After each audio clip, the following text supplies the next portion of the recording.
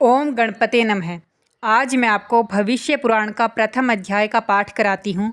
भविष्य पुराण सभी वेदों, पुराणों, स्मृतियों, उपनिषदों, गीता ज्ञान का संक्षिप्त और सरल रूप है, जिसका भविष्य या कलयुग के मानव को ज्ञान होना अति आवश्यक है।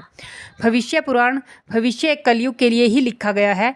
कलयुग के मनुष्य को जिस परिवेश में जिस ज्ञान, जप, तप, पुण्य, दान की आवश्यकता होती है, मनुष्य की जैसा ज्ञान होगा उसी बुद्धि के अनुसार वह समस्त धार्मिक वेदों, पुराणों को समस्त को समझ सके और जीवन को सार्थक रूप में जी सके। कलयुग के मनुष्य को अपने कलयुग के प्रवेश के अनुसार जो पिता धर्म, पुत्र धर्म, पत्नी धर्म, पति धर्म, पुत्र धर्म और पुत्री धर्म होता है, उसका निर्वाह वह कर सके और उन सभी धर्मों का ज्ञान वह भविष्य पुराण में बताया गया है। कलयुग में आने वाली जितनी भी समस्याओं को धर्मपूर्वक कैसे निपटारा जाए, उसका ज्ञान इसी पुराण में है। तो कलयुग और सभी अध्यायों का एक पुण्य है।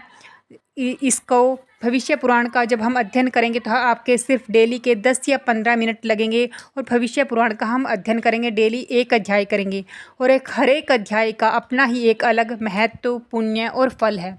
और इसी अध्याय का जो प्रथम अध्याय का भविष्य पुराण में ही बताया गया फल है वो इस प्रकार है कि जो भी इस अध्याय को सुनेगा अथवा पढ़ेगा वह रिद्धि, लक्ष्मी, कीर्ति, धन, धान्य, यश, पुत्र, बंधु और उत्तम रूप को पाता है और कुछ काल सूर्य लोक में रहकर ब्रह्मलोक में प्राप्त होता है।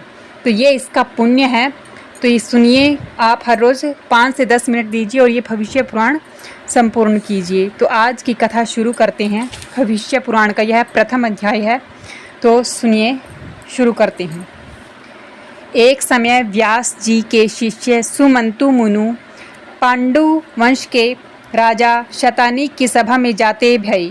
राजा ने भी मुनि को देख बहुत आदर सत्कार कर उत्तम आसन पर बैठाया और भली भांति उनका पूजन कर जोर विनय से प्रार्थना करी कि महाराज, आपके आगमन से हम सब परिवार कृतार्थ भये और आप ऐसे महात्माओं का आगमन केवल परोपकार के ही अर्थ है, क्योंकि आप तो परमेश्वर के परम भक्त हैं, इसी से सदा कृतक्रिय हैं। अब आपके मुखारविंद से अमृतवाणी श्रवण किया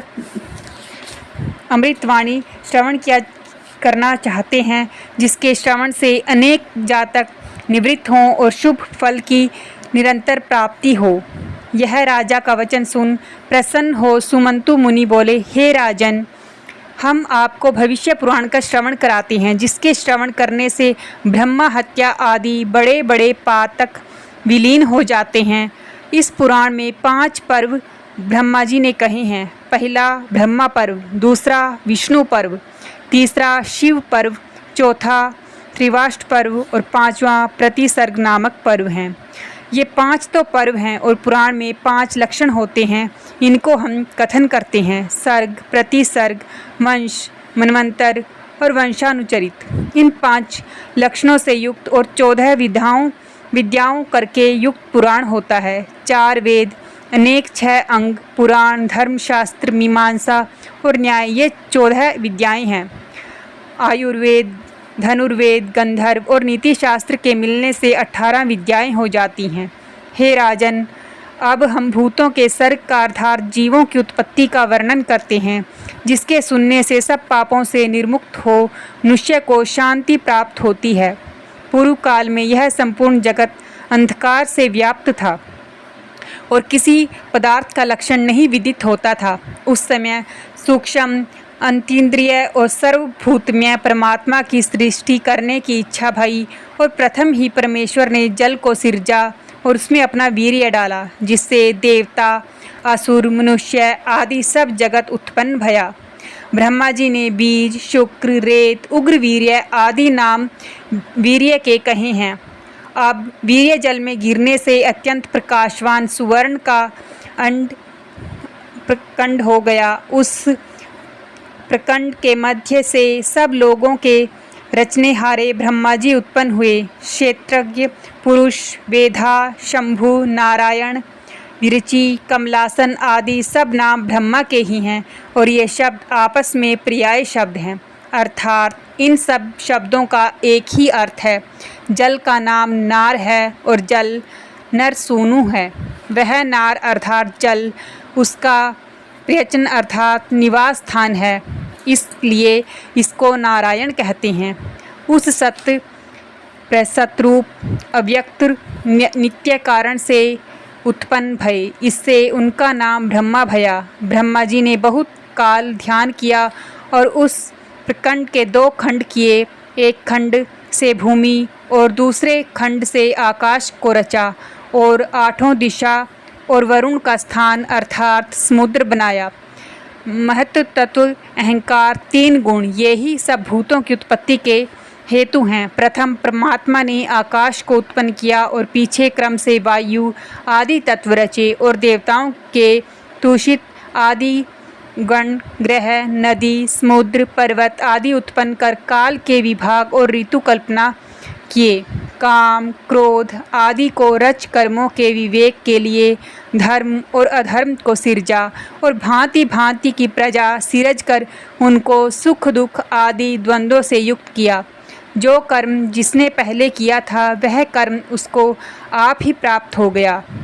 हिंस्त्र अर्थात हिंसा करने वाला, करनेहारा, अहिंस्त्र, मृदु, क्रूर, धर्म, अधर्म, सत्य, असत्य आदि जीवों को आप ही प्राप्त भये। जैसे ऋतु में वृक्ष के पुष्प, फल आदि आप ही प्राप्त होते हैं। लोक की वृद्धि के अर्थ ब्रह्मा जी ने अपने मुख से ब्राह्मण, भुजा से क्षत्रिय, उरु अर्थात जांघ से वैश्य और चरणों से क्षुद्रों को उत्पन्न किया। ब्रह्मा जी के पूर्व मुख से ऋग्वेद उत्पन्न हुआ और उसको विशिष्ट मुनि ने ग्रहण किया। दक्षिण मुख से यजुर्वेद प्रकट भया, वह याज्ञवल्क्य मुनि ने पाया। पश्चिम मुख से सामवेद निष्कला, वह गौतम ऋषि ने धारण किया और उत्तर मुख से अथर्ववेद की उत्पत्ति भई, वह शौनक ऋषि ने ग्रहण किया और ब्रह्मा जी के लोक प्रसिद्ध पंचम मुख से 18 पुराण, इतिहास और स्मृति उत्पन्न भये। इस भांति 4 वेदों को उत्पन्न कर ब्रह्मा जी ने अपने देह के 2 भाग किए, दाहिने भाग को पुरुष और बाएं भाग को स्त्री बनाया और उनसे विराट उत्पन्न भया और भांति भांति की प्रजा उत्पन्न करने के अर्थ बहुत काल तप किया और प्रथम 10 ऋषियों को उत्पन्न किया जो प्रजापति कहलाए। उनके नाम ये हैं: नारद, भृगु, प्रचेता, पुलह, कृतु, पुलत्स्य, अत्रि, अंगिरा और मरीचि। जो पहला प्रजापति है, इस भांति और भी बड़े बड़े तेजस्वी उत्पन्न किए।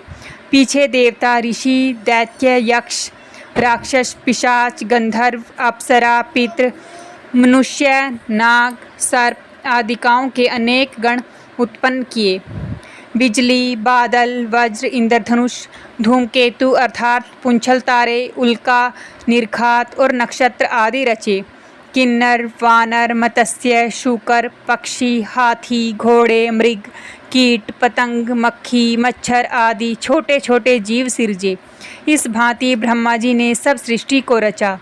जिन जीवों का जैसा कर्म है और जन्म में जो क्रम है, अब हम वह वर्णन करते हैं। हाथी, मृग, भांति भांति के पशु, पिशाच, मनुष्य आदि जरायुज हैं।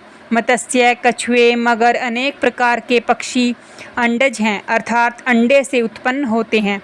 मक्खी, मच्छर, जूं, खटमल आदि जीव स्वेदज हैं अर्थात पसीने की उष्मा से उत्पन्न होते हैं। वृक्ष, औषधि आदि उद्भिज हैं अर्थात भूमि के उद्वेदन करके उत्पन्न होते हैं। जो फल के पकने तक रहे हैं और पीछे नष्ट हो जाएं, वे औषधि कहलाती हैं। बिना पुष्प जिनके फल लगें, वे वनस्पति हैं। पुष्प और फल करके जो युक्त हों, उनको वृक्ष कहते हैं। इसी भांति गुल्म, वल्ली, प्रतान आदि और भी भेद जानो। यह सब बीज से और कंड से अर्थात उस वृक्ष की छोटी सी शाखा काटकर भूमि में गाड़ देने से उत्पन्न होते हैं।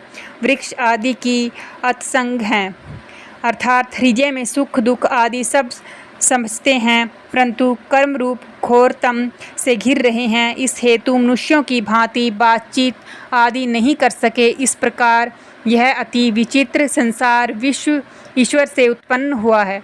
जब तक परमात्मा निद्रावश होकर शयन करता है, तब यह सब संसार उसमें लीन हो जाता है, और जब निद्रा का त्याग करता है तब सब सृष्टि उत्पन्न होती है और जीव पहली भांति अपने अपने धंधे में लगते हैं। कल्प के प्रारंभ में सृष्टि और कल्प के अंत में प्रलय परमेश्वर करता है। कल्प परमेश्वर का दिन है, इस कारण परमेश्वर के दिन में सृष्टि और रात्रि में प्रलय होता है। हे राजा शतानीक, अब हम कल्प की संख्या कहते हैं। 18 निमेष अर्थात आँख के भपकने से एक काष्ठा होती है, अर्थात जितने काल में 18 बार नेत्र का निमेष हो उतने काल को काष्ठा कहते हैं। 30 काष्ठा की एक कला, 30 कला का एक क्षण, 12 क्षण का एक मुहूर्त, 30 मुहूर्त का एक दिन रात, 30 दिन रात्रि का एक महीना, 2 दिनों का एक ऋतु, 3 ऋतु का एक अयन, 2 अयन का एक वर्ष होता है। इस प्रकार सूर्य भगवान दिन रात्रि करके काल के विभाग करते हैं। संपूर्ण जीव रात्रि को विश्राम कहते हैं और दिन में अपने अपने कर्म में प्रवृत्त होते हैं। इसी भांति पितरों का दिन रात्रि 1 महीने का होता है, अर्थात शुक्ल पक्ष रात्रि और कृष्ण पक्ष दिन होता है। देवताओं को अहोरात्र 1 वर्ष का होता है, अर्थात उत्तरायण दिन और दक्षिणायन देवताओं की रात्रि गिनी जाती है। अब हम ब्रह्मा जी के दिन रात्रि और युगों का प्रमाण कहते हैं। सतयुग 4000 वर्ष का है और 800 वर्ष उसकी संध्या और संध्यांश है, अर्थात 400 वर्ष संध्या और 400 वर्ष संध्यांश गिना जाता है। इसी भांति 3000 वर्ष का त्रेता युग होता है और 300 वर्ष के उसके संध्यांश हैं। द्वापर युग 2000 वर्ष का है और 400 वर्ष द्वापर के संध्यांश हैं। कलयुग का प्रमाण 1000 वर्ष है और 100 वर्ष कली के संध्या और संध्यांश गिने जाते हैं। ये सब वर्ष मिल के 12000 वर्ष होते हैं। यही देवताओं का एक युग कहलाता है। देवताओं के 1000 युग होने से ब्रह्मा जी का एक दिन होता है और यही प्रमाण उनकी रात्रि का है, अर्थात 1000 युग की ही ब्रह्मा जी की रात्रि होती है। जब ब्रह्मा जी अपनी रात्रि के अंत में सोकर उठते हैं तब सत्य असत रूप मन को उत्पन्न करते हैं। वह मन सृष्टि करने की इच्छा से विकार को प्राप्त होता है, तब उससे आकाश उत्पन्न होता है, जिसका गुण शब्द है। आकाश विकृत होता है तब अति बलवान वायु को उत्पन्न करता है, जिस वायु का गुण स्पर्श है। इसी प्रकार वायु से रूप गुण करके युक्त तेज, तेज से रस गुण करके युक्त जल और जल से गंध युक्त गुण युक्त भूमि की उत्पत्ति होती है। जो हमने 12000 वर्ष का एक दिव्य युग कहा, वैसे ही 71 युग होने से एक मनवंतर होता है और ब्रह्मा जी के एक दिन में 14 मनवंतर व्यतीत होते हैं। अब युगों की व्यवस्था कहते हैं।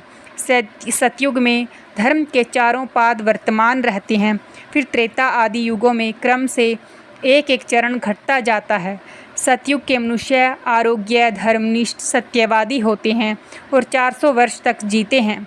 फिर त्रेता आदि युगों में इन सब बातों का एक एक चतुर्थांश न्यून होता जाता है। त्रेता के मनुष्यों का आयुष 300 वर्ष, द्वापर के मनुष्यों का 200 और कलयुग के मनुष्यों का आयुष 100 वर्ष का होता है। और इन चारों युगों में धर्म भी भिन्न भिन्न भांति के हैं। सतयुग में तप, त्रेता में ज्ञान, द्वापर में यज्ञ और कलयुग में दान करना ही मुख्य है। ब्रह्मा जी ने संपूर्ण सृष्टि की रक्षा हेतु अपने मुख, भुजा, उरु अर्थात जांघ और चरणों से ब्राह्मण आदि 4 वर्ण उत्पन्न किए। पढ़ना, पढ़ाना, यज्ञ करना, दान देना और दान लेना, ये 6 कर्म ब्राह्मण के अर्थ नियत किए गए हैं। पढ़ना, यज्ञ करना, दान देना, प्रजा का पालन करना और विषयों का भोग करना, ये सब बातें क्षत्रियों के लिए कल्पित की गई हैं। पढ़ना, यज्ञ करना, दान देना, पशुओं की रक्षा करना, खेती करना, व्यापार से धन संपादन करना, ये काम वैश्यों के लिए ठहराए गए हैं और शूद्र के लिए इन 3 वर्णों की सेवा करना अति मुख्य कर्म नियत किया गया है। पुरुष की देह में नाभि से ऊपर का भाग उत्तम है, उसमें भी मुख प्रधान है और ब्राह्मण ब्रह्मा के मुख से उत्पन्न हुआ, इसलिए ब्राह्मण सबसे उत्तम है। यह वेद की श्रुति है। ब्रह्मा जी ने बहुत काल तप करके ब्राह्मण को उत्पन्न किया, इससे ब्राह्मण सृष्टि भर का स्वामी है। देवता और पितर हव्य और कव्य को मुख से भक्षण करते हैं और ब्राह्मण मुख्य स्वरूप हैं, इसलिए सब में प्रधान है। सब भूतों में प्राणी श्रेष्ठ है, प्राणियों में बुद्धिमान, बुद्धिमानों में मनुष्य, मनुष्यों में ब्राह्मण, ब्राह्मणों में विद्वान, विद्वानों में कृतबुद्धि, बुद्धियों में कर्म करनेहारे और कर्म करनेहारों में भी ब्रह्मवेत्ता श्रेष्ठ होते हैं। ब्राह्मण का जन्म धर्म संपादन करने के लिए है और धर्म के आचरण से ब्राह्मण ब्रह्मलोक को जाता है। धर्म की रक्षा और सृष्टि की उत्पत्ति के लिए ब्राह्मण का जन्म है। सृष्टि में जितने पदार्थ हैं सबका स्वामी ब्राह्मण है। ब्राह्मण अपने धन का उपभोग करता है और वर्ण ब्राह्मण की कृपा से ब्राह्मण के ही धन से अपना कालक्षेप करते हैं। 3 वर्णों के भाव और अभाव करने में ब्राह्मण समर्थ है। जो प्रसन्न हो तो तीनों वर्णों का कल्याण और क्रोध करे तो तीनों वर्णों का अभाव कर सकता है। इसलिए ब्राह्मण सदा पूजनीय है। ब्राह्मण के आगे किसी का प्रभुत्व नहीं चल सका। ब्राह्मण अपनी इच्छा से स्वर्ग में जाता है, स्वर्ग से मृत्युलोक, मृत्युलोक से जनलोक को चला जाता है और ब्रह्मत्व को भी प्राप्त होता है। इतनी कथा सुन राजा शतानीक बोले कि हे सुमंतु मुनि, ब्रह्मलोक और ब्रह्मतत्व आदि दुर्लभ हैं। किन गुणों करके युक्त ब्राह्मण ब्रह्मलोक को जाता है और ब्रह्मत्व को प्राप्त होता है, यह आप कृपा करके वर्णन करें। यह राजा का वचन सुन मुनि ने कहा कि हे राजन, जिस ब्राह्मण के गर्भाधान आदि के 48 संस्कार विधि पूर्वक पूरे हुए हों, वही ब्राह्मण ब्रह्मलोक को तथा ब्रह्मत्व को प्राप्त होता है। संस्कार ही ब्रह्मलोक की प्राप्ति का कारण है। यह सुन राजा ने कहा कि हे मुनीश्वर जी, वे संस्कार कौन से हैं, आप सुनाइए। तब मुनि बोले कि हे राजन, आपने बहुत अच्छा प्रश्न किया है। वेद में और शास्त्र में जो संस्कार कहे हैं वे हम वर्णन करते हैं। गर्भाधान, पुंसवन, सीमंत, जातकर्म, नामकरण, अन्नप्राशन, चौड़, मेखला, 4 प्रकार का वेद व्रत, स्नान, विवाह, 5 महायज्ञों का करना जिनसे देवता, पितर, मनुष्य, भूत और ब्रह्मा की तृप्ति होती है। श्राद्ध, पावण श्राद्ध, श्रावणी, आग्रहिणी, चैत्री, आशवयुजी, अग्निहोत्र दशा, पौर्णमास, चातुर्मास, निरूढ़, पशुबंध, श्रोत्रामणि, अग्निहोत्र, अंत्यग्निहोत्रम, षोडशी, वाजपेय, अतिरात्र और सप्तसोम, ये सब ब्राह्मण के संस्कार हैं। और 8 गुण भी ब्राह्मण में होने चाहिए जिनसे ब्रह्मा की प्राप्ति होती है। ये वे हैं अनसूया, दया, क्षांति, अनायास, मंगल, अकारण्य, शौच और स्पृहा। अब इन 8 गुणों के लक्षण सुनिए। गुणी के गुणों को न छिपाना, निर्गुणी की भी स्तुति करना, दूसरे के दोष से भी अप्रसन्न न होना अनुसूया कहता है। अपने में, पराये में, मित्र में और शत्रु में अपने समान बरतना और दूसरे का दुख दूर करने की इच्छा रखना, इसका नाम दया है। मन, वचन, कर्म करके कोई पुरुष दुख देवे तो भी उस पर क्रोध न करना, उसको क्षमा कहते हैं। अभक्ष्य वस्तु न खाना, निंदित पुरुषों का संग न करना और आचार में रहना, इसका नाम शौच है। जिस शुभ कर्म करके भी शरीर को कष्ट हो, उस कर्म को अत्यंत न करना, यही अनायास है। नित्य भले काम करना और बुरे कर्मों को त्यागना, इसको मंगल कहते हैं। कष्ट से उपार्जित किए गए धन से भी थोड़ा बहुत नित्य देना, इसका नाम अकारण्य है। ईश्वर की इच्छा से जो थोड़ा बहुत मिल जाए उतने में ही संतुष्ट हो जाना और पराये धन की इच्छा न रखना, इसका नाम स्पृहा है। इन 8 गुणों और संस्कारों करके जो ब्राह्मण युक्त हो, वही ब्रह्मत्व को प्राप्त करके ब्रह्मलोक को जाता है।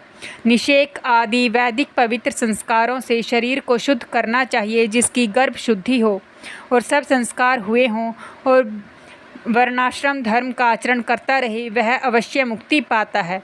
यह निश्चय इस पुराण का है। इन संस्कारों को जो सुने अथवा पढ़े, वह रिद्धि, लक्ष्मी, कीर्ति, धन, धान्य, यश, पुत्र, बंधु और उत्तम रूप को पाता है और कुछ काल सूर्यलोक में रहकर ब्रह्मलोक में प्राप्त होता है।